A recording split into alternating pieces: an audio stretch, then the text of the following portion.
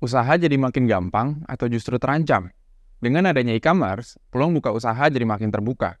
UMKM bisa jual produknya bukan cuma di lingkungan sekitar, tapi jauh lebih besar, bahkan bisa ke seluruh Indonesia. Tapi, dengan kemajuan ini juga artinya setiap pelaku usaha lain punya kesempatan yang sama.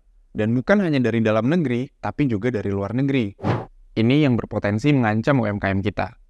Ingat Project S TikTok misalnya. Ketika platform raksasa sosial media merambah juga ke sektor e-commerce, tapi bukan buat promosi para pedagang online, melainkan buat jual produk perusahaannya sendiri. Pihak TikTok sudah menyatakan tidak akan menjalankan ini di Indonesia, tapi kita jadi sadar sama ancaman yang ada. Karena besarnya pasar belanja online di Indonesia, udah tentu jadi target bagi banyak pengusaha.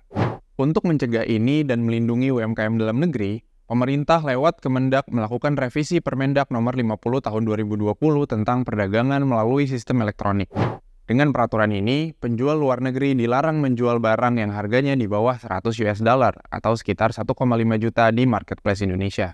Artinya, barang-barang dengan harga murah yang UMKM kita bisa buat sendiri dilarang produk impor. Ini namanya kebijakan proteksionis pemerintah untuk kepentingan masyarakatnya sendiri, untuk melindungi UMKM dalam negeri supaya usahanya gak mati digerus produk impor.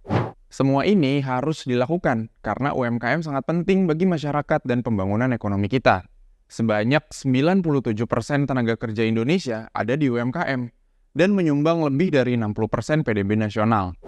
PSI mendukung komitmen pemerintah melindungi UMKM. Dan lebih dari itu, PSI juga mendorong langkah-langkah lain yang dibutuhkan UMKM.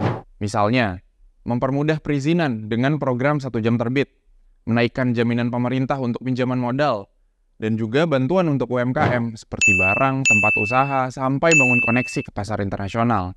Semuanya demi kemajuan UMKM. Salam solidaritas. PSI Partaiku.